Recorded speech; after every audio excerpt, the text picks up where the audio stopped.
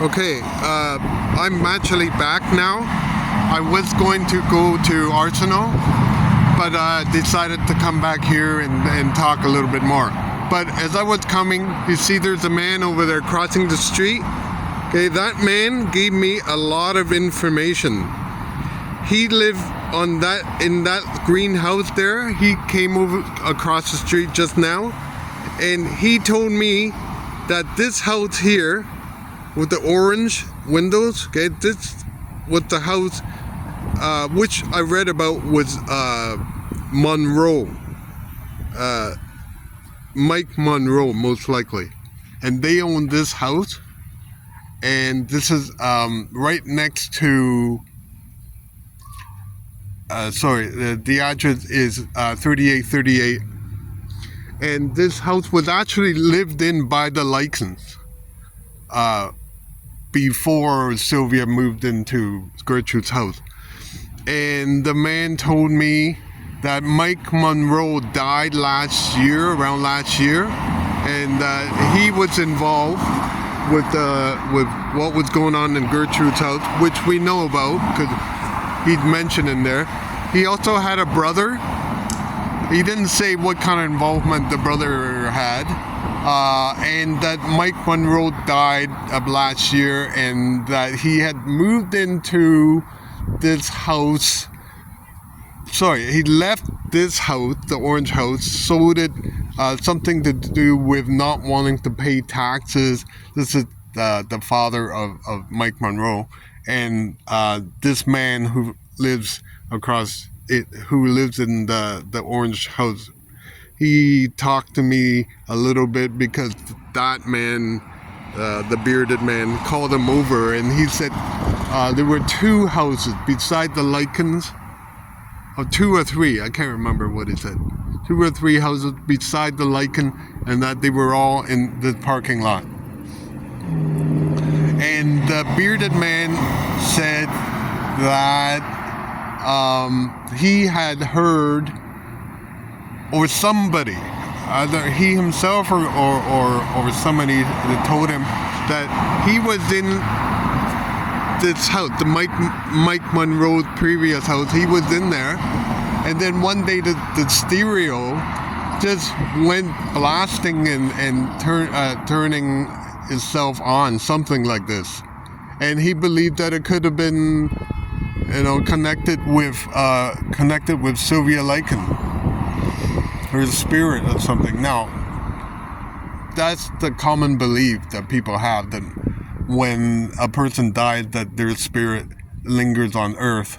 But I believe in the Bible, and the Bible doesn't say that. If anything did happen, it could have been a demon or something. But anyway, that's something else. That's another topic. But according to the man, the house, this orange house, he and his buddy were in there in the garage or something, and then the music turned itself on, and he thought was most unnatural. So he thinks it's some kind of supernatural occurrence, and I'm frantically trying to record it before I forget. What else did he say? Yeah, there was also a man that was here last year, I think, doing a documentary, filming this parking lot, talking about how the house was set up and so on. And many people were and are still interested in this case, including myself. And also what he said, he said something I just remembered, now I forget. That car right there, they had very small backyards, and that car was where the backyard used to be for the Likens house.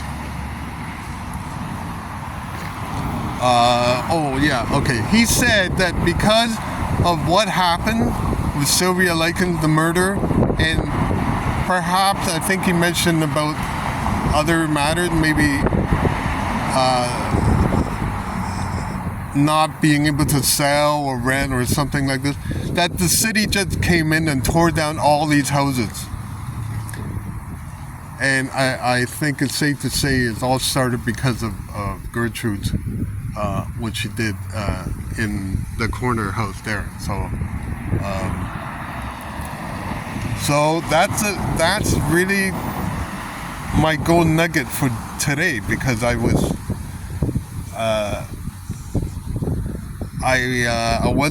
gonna be here. I was gonna walk to Arsenal. I thought, that would, but I think that's a real God sent moment, and I'm glad that I was able to meet that man, and perhaps I can talk to him again before I leave. Also, I asked him if I could film him, and he didn't want to be filmed, which is understandable. But I talked to him, so as soon as I left, I start to make this video so I don't forget.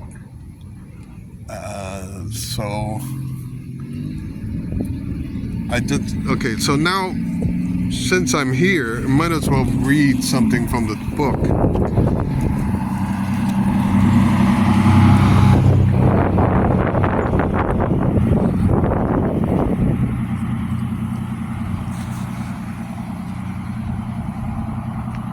By the way, the bearded man did not know Sylvia. I don't think he was even born yet. He has a beard, but I don't think he's as old as I am. I was 2 when this happened.